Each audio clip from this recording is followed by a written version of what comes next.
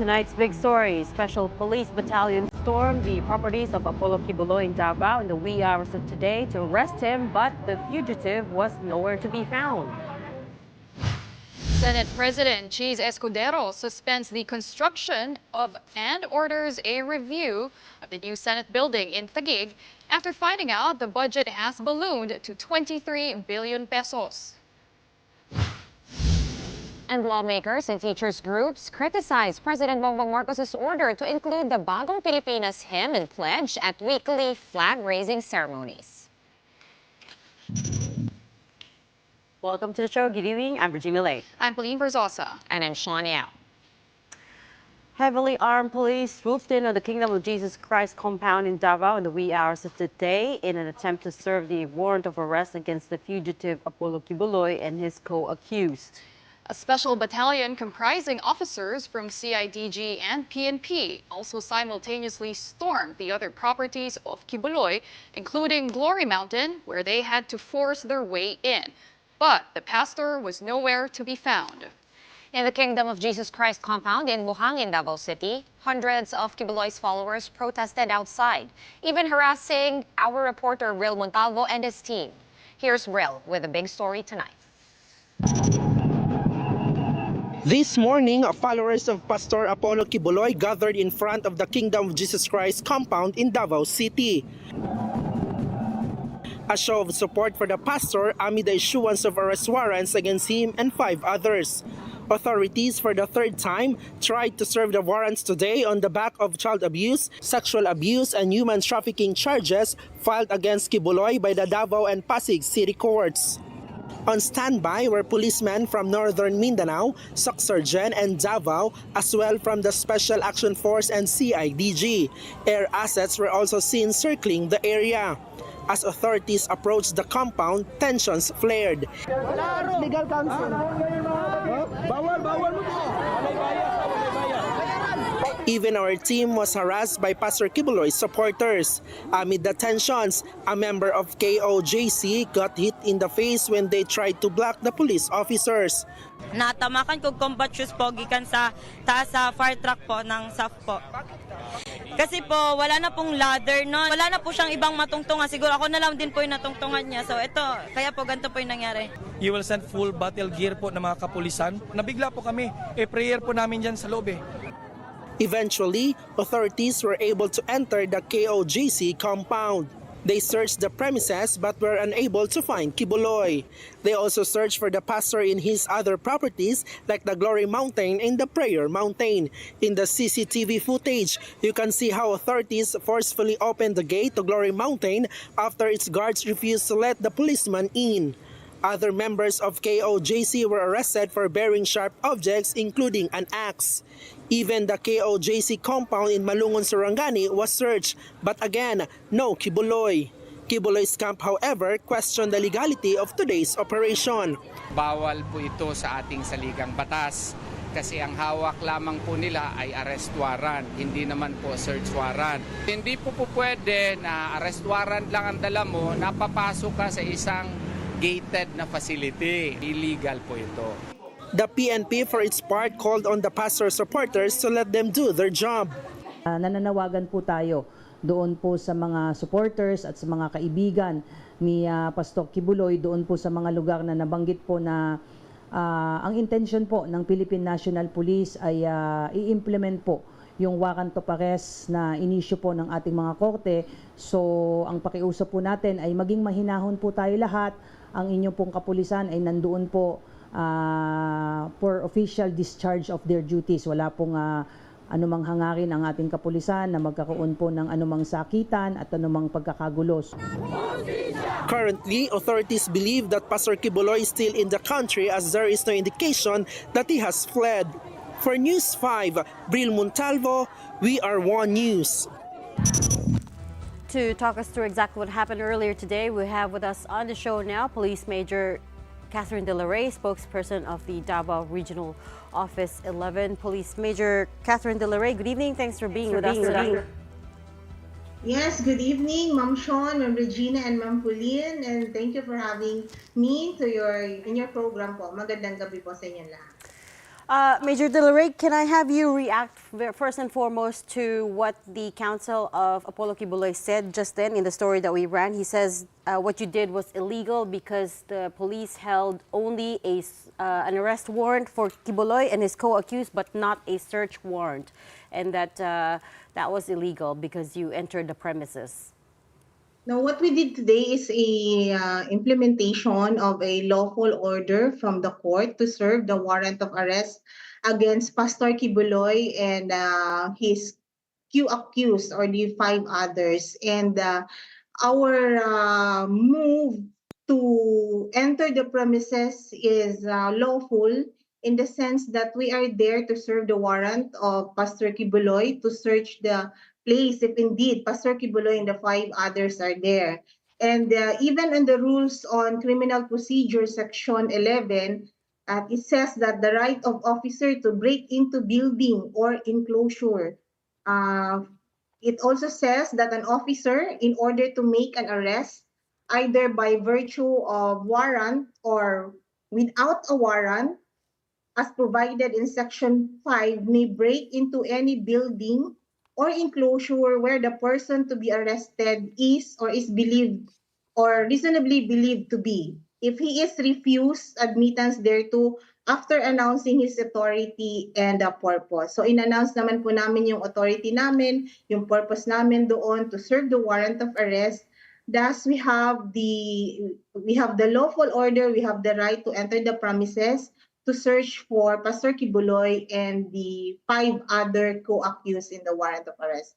Does that apply to private premises, which in this case Yes, it even was? if it is private premises, we have the warrant of arrest. And we are there to search for persons, not for any properties. That is why we don't need to have a search warrant, since what we have to implement or to serve are the warrant of arrest issued by the court against Pastor Kibuloy and 5 others. So to clarify, Major, wala pong searching na nagyari sa loob ng mga properties and compounds ng KOJC at ni Pastor Quiboloy, just to make it very clear. We search for Pastor Kibuloy and 5 others. We are not there to search for any properties or equipment of Pastor Kibuloy. Okay, marami rin pong nagre-react, Major, no? In the way this was conducted. As we know, around 4 to 5 a.m., sa almost simultaneous raids, no? In multiple properties. Meron pa sa Samal, meron din po sa General Santos. A lot of people are saying medyo intense daw yung pag-serve. 100 cops, some reports have it. May mga videos na showing na nawa-water cannon pa yung mga tao. Is this the normal protocol in carrying out arrest warrants and presentations of arrest warrants or servicing them? At least kung obviously we know na malaking tao and maraming followers si Pastor Kibuloy. So in a case like his, is this what normally would happen? Our implementation of the service warrants of arrest against Pastor Kibuloy and 5 others covers a wide and several areas po, Ma'am Sean and Ma'am Regina, also Ma'am Pauline. And it includes several personalities. So the police force deployed for such operation is only sufficient or enough po. And then to clarify po, ang police po ang water cannon ng mga supporters and followers po ni Pastor Kibuloy. Kami po ang water cannon kaninang madaling araw, but we didn't react. We remained our composure. Binigay po din namin yung maximum tolerance, and later on naman po of the day, pinapasok naman po kami, and during the search for Pastor Kibuloy and 5 others, kasama naman po namin yung mga followers and supporters po ni Pastor Kibuloy. Actually, General, can you just confirm that yung figure that Sean mentioned, is it true that there were around 100 cops who conducted these simultaneous operations? Because some reports were citing 100. Where did that figure come from? Is that accurate?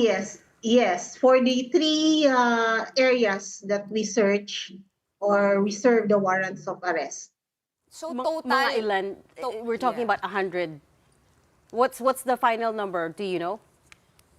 I don't have the final number, but the deployed the personnel is sufficient enough to carry on the police operation. Okay. Major Catherine, ang tanong ko, no, the purpose of this arrest warrant, of course, is to arrest Pastor Quiboloy, and he wasn't found in any of those premises. So, and reports say that Quiboloy is still in the country, no? So, verified po ba ito? And if so, are there any leads sa kanyang whereabouts? Our information that lead us to the service of warrant of arrest just this morning is on the information given to us that indeed Pastor Kiboy and 5 others can be found in those areas. However, we failed to see them and capture them. However, this does not mean that we will stop or we will not continue with our mandated tasks as law enforcers in serving the warrant of arrest. So that is why we are encouraging other people who have information on the whereabouts of Pastor Kiboy to give us information so that we'll be able to once again serve the warrant of arrest against them. All right, and now that today is over, how does it work moving forward, Major? Do these warrants of arrest, since technically, I guess, hindi siya na-serve, can we consider it as unserved or is it considered served bilang napasok na dun sa mga addresses? Or how does this proceed? Gagawa po ba ng bagong warrant of arrest or do the old ones still hold? The old one still holds, and then we could consider that we have served the warrant of arrest. Even though we have not captured Pastor Quiboloy and the 5 others. And still, we will continue to do our mandated tasks as law enforcers in upholding the law. Okay, so kung hindi pa siya considered served na po yung warrant pero hindi pa siya nahuli, what then happens on the moment na natagpuan na po no, si Pastor Quiboloy? Like procedurally, will that just carry on as usual since na-serve na yung warrant? If na-capture na po si Pastor Kiboy, of course, we will bring him to the nearest police station or jail para po i-process for him to face the criminal charges against him po. Can I just ask why you carried... So right now, Pastor Kiboy and 5 others are wanted persons or considered at large. Okay. Yes. Can I just ask why you conducted the operations at 4 in the morning? Well, the service of warrant of arrest can be served any time of the day and any day of the week, ma'am. Yes, I understand that. But why specifically when you guys were planning for this, why specifically did you choose to try to serve the warrants at 4 in the morning?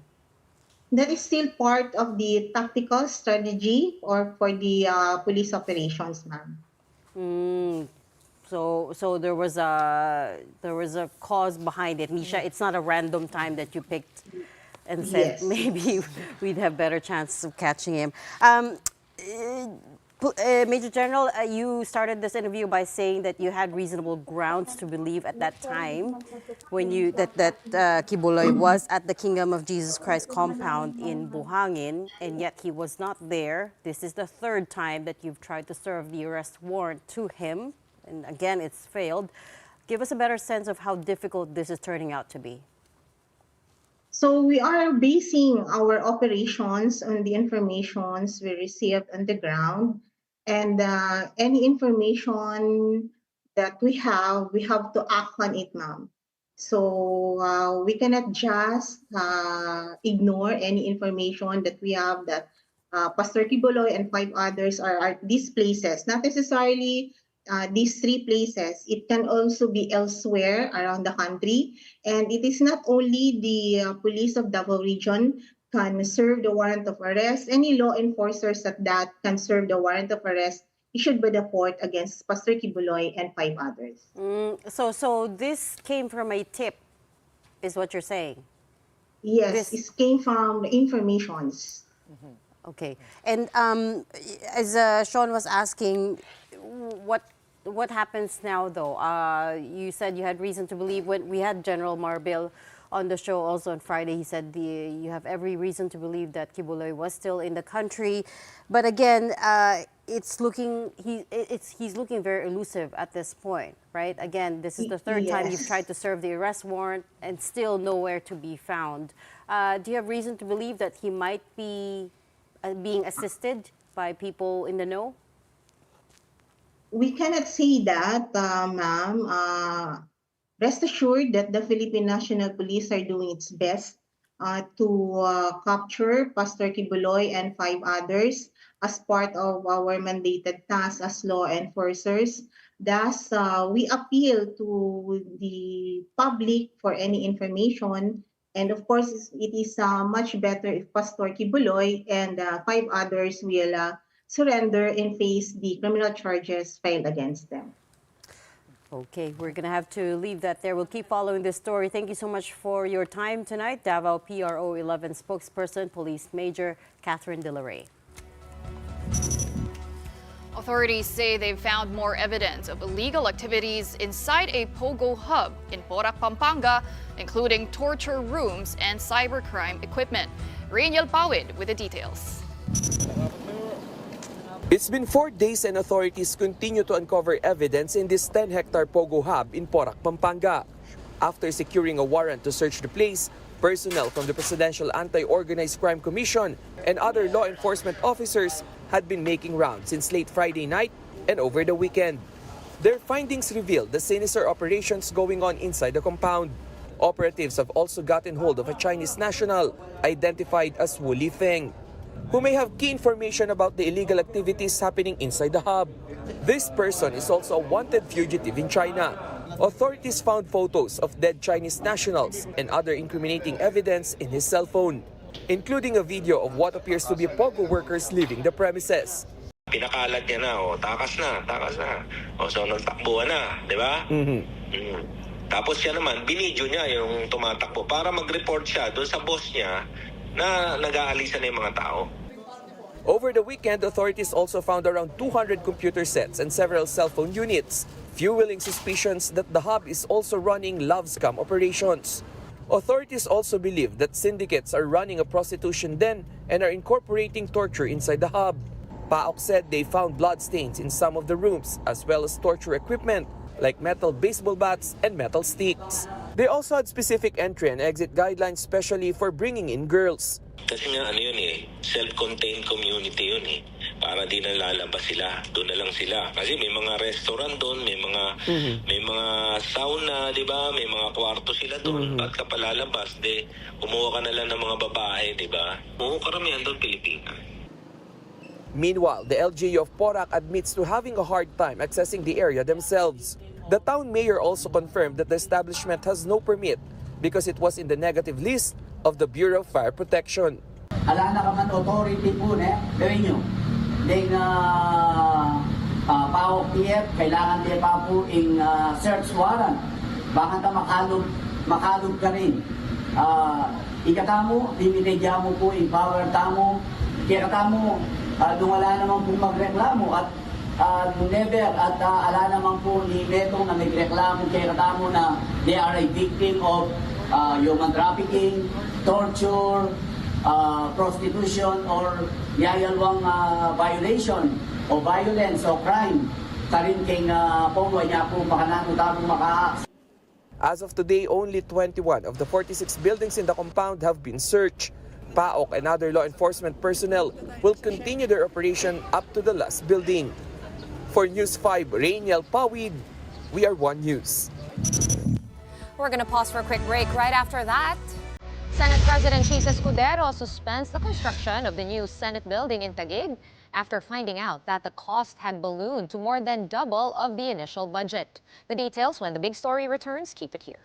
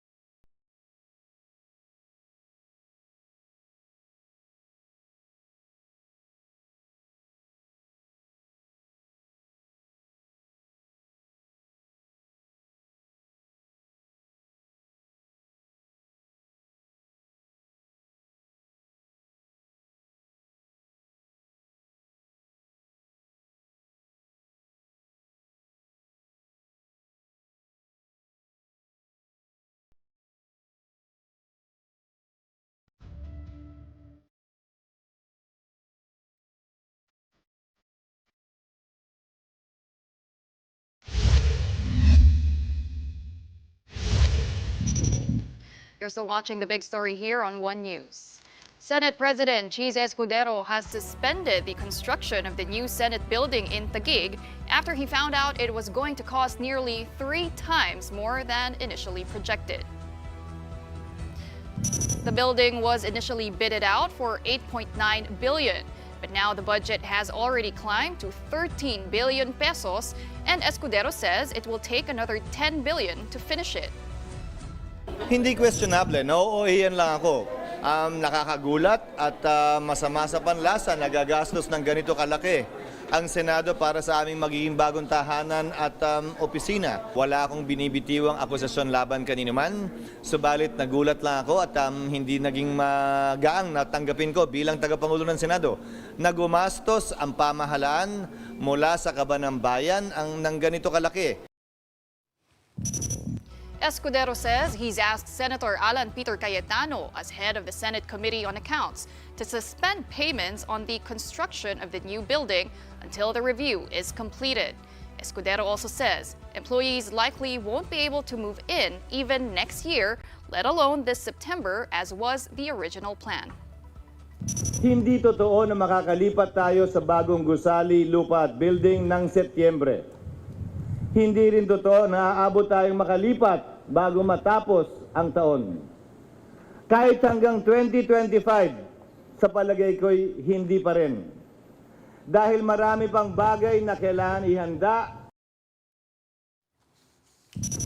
The new Senate president said all this at the flag-raising ceremonies at the old Senate grounds in Pasay, where he was also criticized on social media for showing up in tattered jeans and a collarless shirt. That was his first appearance pa naman, I guess, as Senate Senate President. First flag ceremony. Well, I mean, yeah, the jeans had some holes in it. It's very cool. It's very hip. It's very Gen Z. But Well, I mean, there's a right time and right place for any. I know I sound so exactly. tita, but you kind of do. We're showing our age again, but it's Yeah. the Senate, It is, right? it is. So, and you are the president. So, I guess I understand where the criticism is coming from. at least with the outfit. Okay, speaking of flag-raising ceremonies, guys, this Monday's ceremonies were a bit more eventful.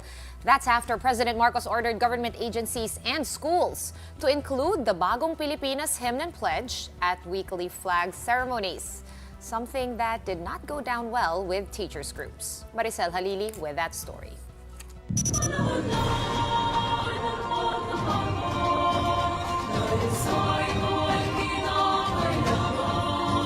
For the first time, the Bagong Pilipinas hymn was sung and the Bagong Pilipinas pledge was recited during the flag-raising ceremony in government offices this morning. This included the staff at Manila City Hall. Makikiisa at makikilahok ako sa mga adhikain ng pamahalaan dahil ang kaunlaran ay hindi lamang responsibilidad. This is in accordance with Memorandum Circular Number 52 issued by Malacanang. Under this directive, the Bagong Pilipinas hymn and pledge must now be included at the flag-raising ceremonies of all government offices and educational institutions, such as state universities and colleges. According to the MC, the directive is based on Republic Act 8491 or the Flag and Heraldic Code of the Philippines. But legal analyst and FEU Law Din attorney Mel Santamaria argues that this is against the law. He says there is no provision in the said law that grants the president the power to add a hymn or pledge. Ang Republic Act 8491, ang sinasabi lang 1, 2, 3. Ang ginawa nila, 1, 2, 3, 4. Okay? I see. Okay. Nagdagdag sila na hindi pinapahintulutan, whether expressly or impliedly, ng Republic Act 8491. Santa Maria added, if the basis of the MC is RA 8491, it means it includes Section 48 of the law. According to this, violating the directive can be punished with public censure. He added that Malacanang is seemingly forcing government employees, students, and professors to sing the hymn even if they do not agree with other government programs. Therefore, lumalabag sa academic freedom ng isang propesor na magmalayang magtalakay ng mga issue ng bayan. O kaya, at the very least, magkakaroon ng prior restraint. Magkakaroon na siya ng pagpipigil sa sarili na bigkasin ang gusto niyang bigkas para ituloy ang pagkakritiko ng mga estudyante. The Teachers Dignity Coalition said adding the new pledge and hymn will take up too much time. Aside from the national anthem and the patriotic pledge, flag ceremonies also include the oath to the Philippine flag and the school's hymn. Parang ito rin propaganda para mahalin ng mga taong bayan yung administration. ACT Teachers Party List Representative Franz Castro also criticized the directive, calling it self-serving and a martial law remnant. Castro says it's an attempt to indoctrinate government workers and the youth reminiscent of Marcos Sr.'s Bagong Lipunan branding. The Civil Service Commission defended the new pledge and hymn.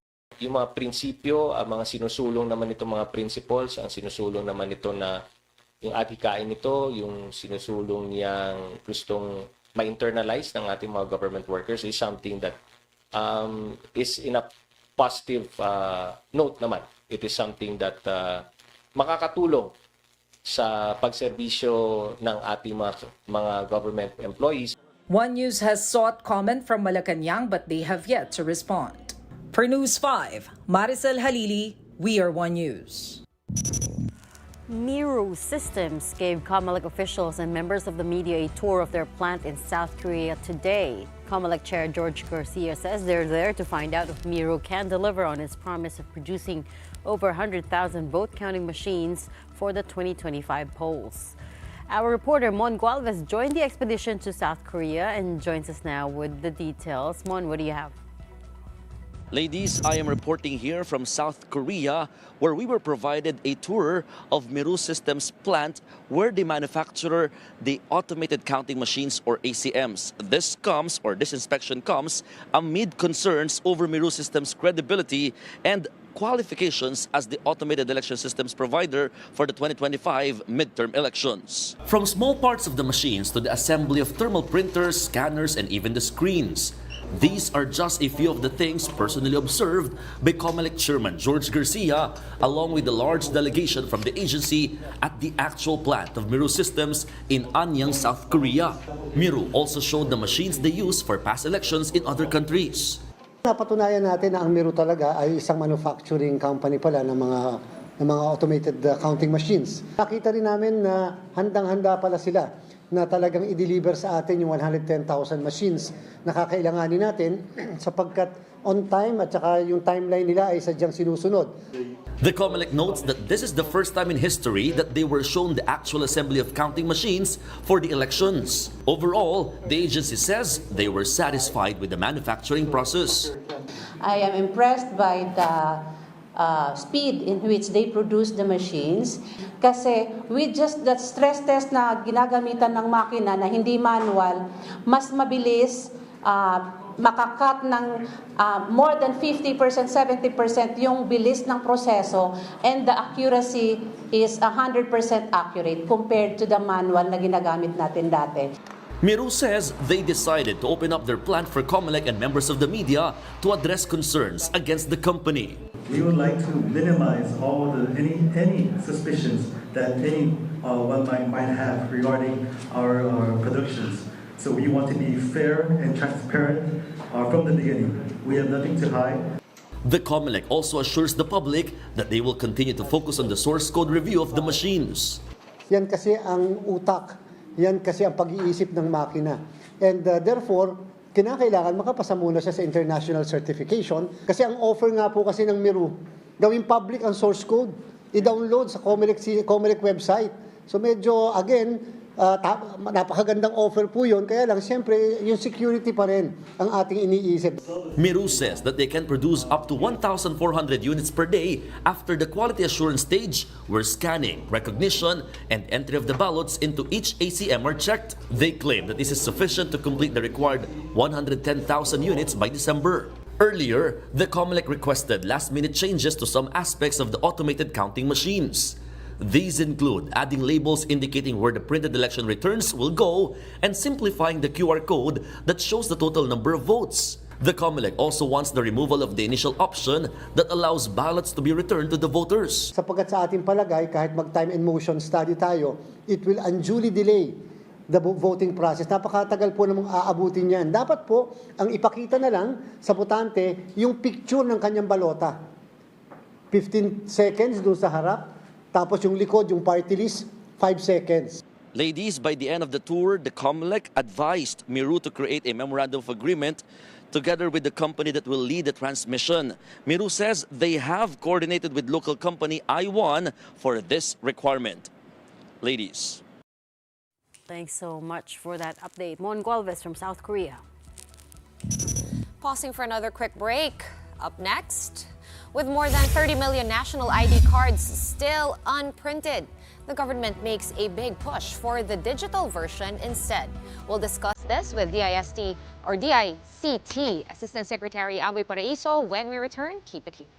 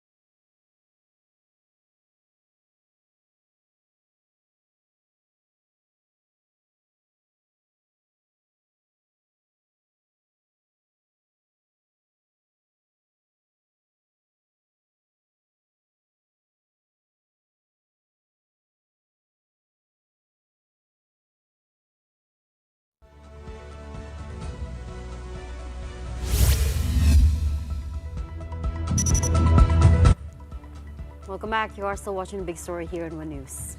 Nearly 3 years down the line, and more than 30 million Filipinos still have not received their national ID cards. Have you guys gotten yours?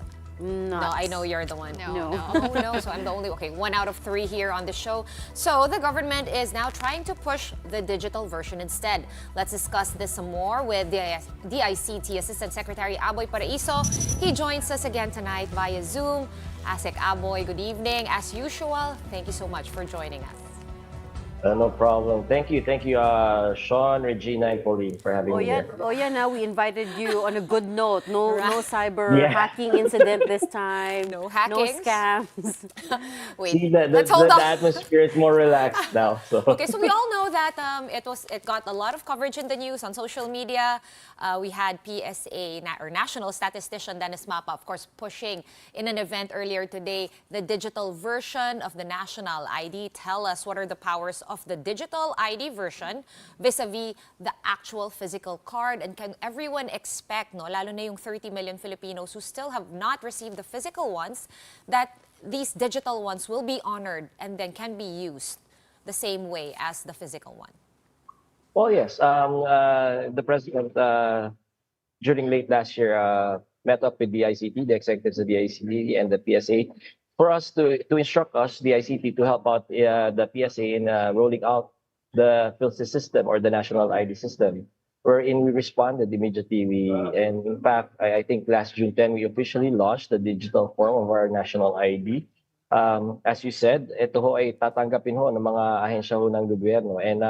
And we also added another feature for all those banks, banking institutions, financial institutions, even the national government, to easily be onboarded. We call this the e-verify system, wherein we expect that the digital form of the national ID would be accepted and honored by most, if not all, of our banking institutions and government institutions. Okay, can you walk us, Asek? Because I noticed, I have been using the eGov Super app since you launched it, and medyo nag-iba yung interface when you click the middle icon, which is the one that links to your national ID. Now it's a bit more complicated. It looks a bit more passport-ish with sort of like a hologram logo. Can you walk us through how this works and why the QR code is not working right now?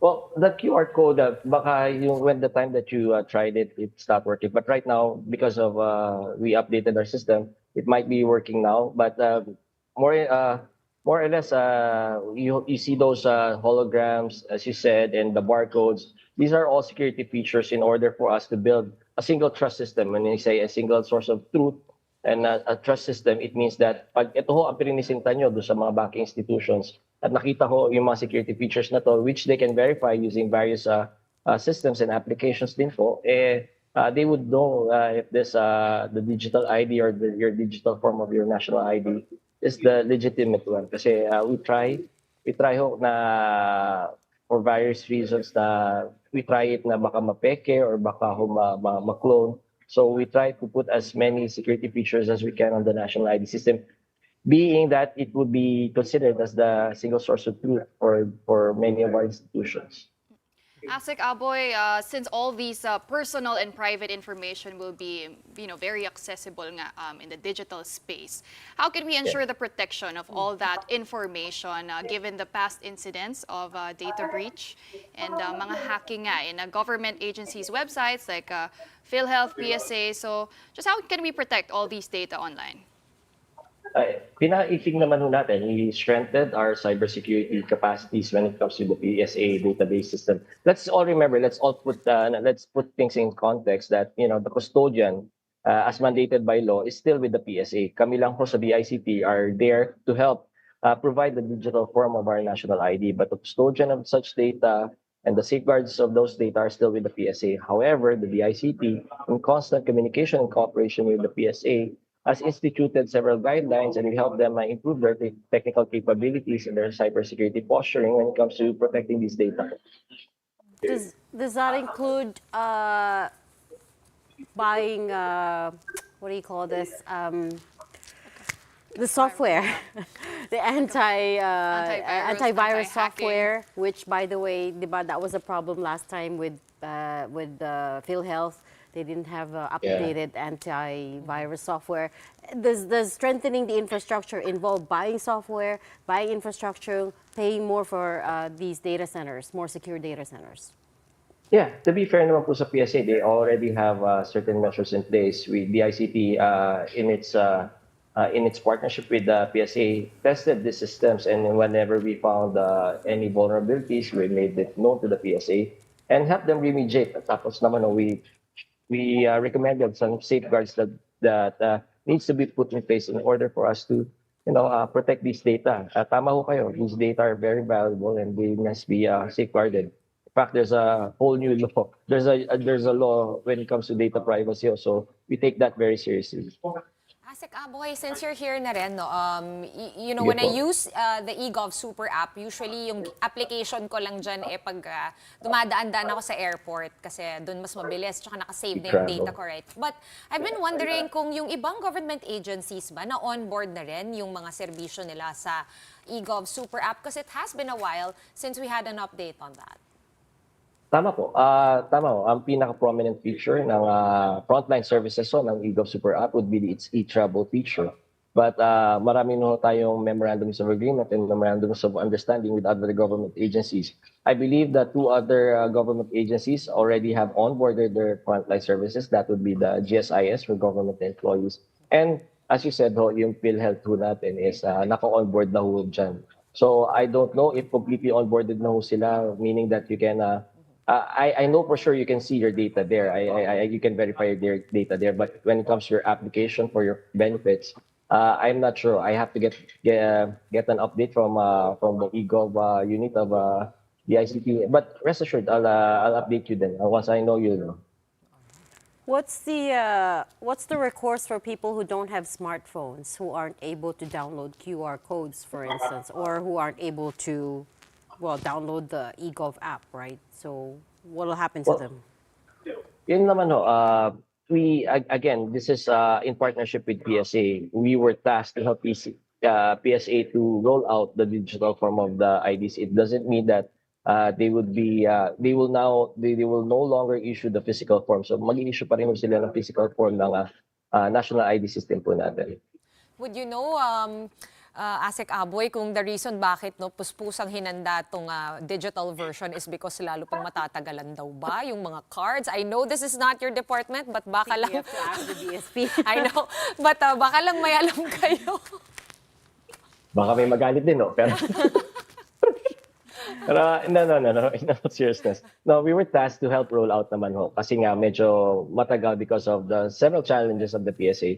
And naiintindihan naman po natin yung mga challenges na to na nangyayari naman po sa atin sa gobyerno, especially when it comes to budgetary restraints po natin and the availability of the supplies. So again, tama naman po kayo, since there is a push for digitalization, a heavy push for digitalization in government, the President mandated that, since baka matagalan pa ho talaga, mag-roll out na rin ang digital form ng national ID ho natin. Kung kailan ho mag-alalagay at magbibigay ho ng physical cards, tawagan ho natin si Yusek Dennis Mapat at yung PSA ho. Baka I'm not competent to answer that question. So. Asik Aboy, I just wanted to ask if there's a possibility that these digital IDs could be, make a fake one, diba, or maybe Photoshop, and for people to create these fake versions of an ID since it's very easy to manipulate online digitally.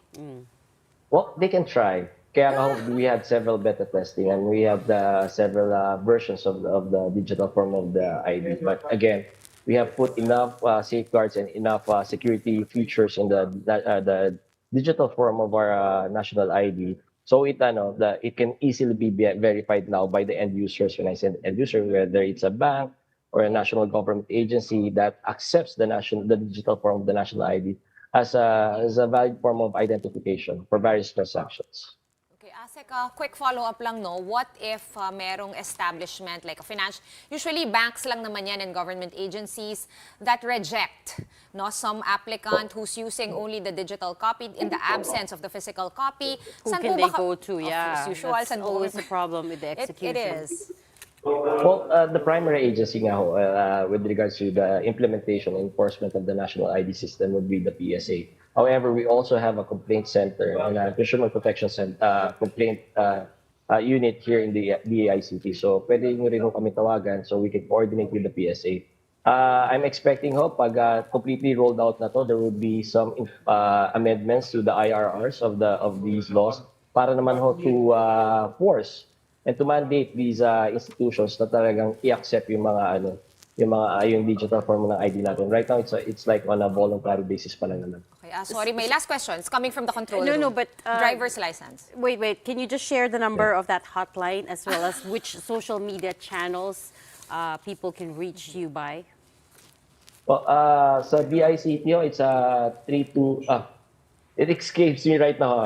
Not off guard ako. 1326. The DICT hotline number. Well, when it comes to the email, we'll just send it to you. I'm sorry, I don't have it with me right now. But on social media, can they message you through Messenger, for instance, through the official DICT? In our Facebook sites po at saka yung mga social media sites natin.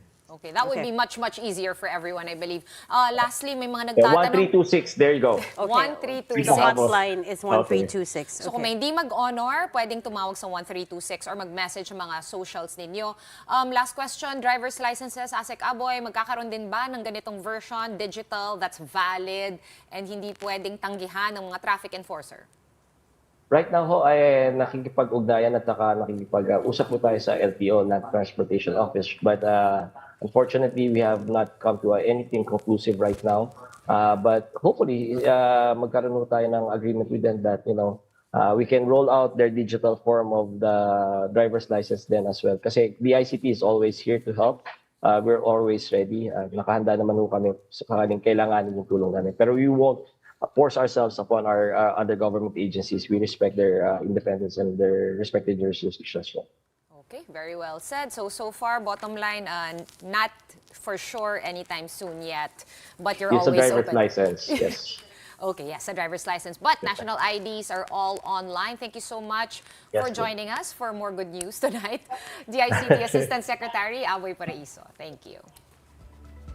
And before we go, here's something exciting. It's official. Signal TV will be the official broadcaster of the 2024 Olympic Games in Paris. The MVP group of companies is gearing up for its biggest coverage yet in chronicling the journey of our Filipino athletes at Paris 2024, which will commence from July 26 to August 11. As the official broadcast partners, Signal TV, Smart, and PLDT are set to provide a multi-platform coverage on free-to-air, pay TV, OTT, IPTV, digital, and social media. In addition to their paid channels on cable TV, some Olympic Games will also be broadcast on TV5 and RPTV. Some matches will also be streamed on YouTube and the social media accounts of Smart Sports and Puso Pilipinas. Signal will also produce a mini docu-series titled This Is Our Team. The series will showcase the intense training of our athletes at the training camp in Metz, France, just a month before they compete in the Paris Olympics. You know, the DNA of our group, the MVP group of companies, is really sports. Alam po nyo yan, you know, we brought in the FIBA World Cup. We're going to bring in, we will help in the volleyball hosting, diba? We support Gilas Pilipinas, who is still up for the qualifiers in July. So nasa puso po talaga ng MVP group of companies ang pagdadala ng the biggest sporting events in the world. Very exciting. It's how many days to go? I've lost track. Pero next month, less than July, 2 months. is the 2 kickoff. months, 2 months, 2 months yeah. ago. Yeah, Very exciting because it's possible we could win another gold medal. Maybe more. Maybe more, yes. We have Carlos Yulo and EJ Obiena, of course, our front runners for getting that, hopefully, second and third gold medals for What them. about other sports? Like, what are you curious to see?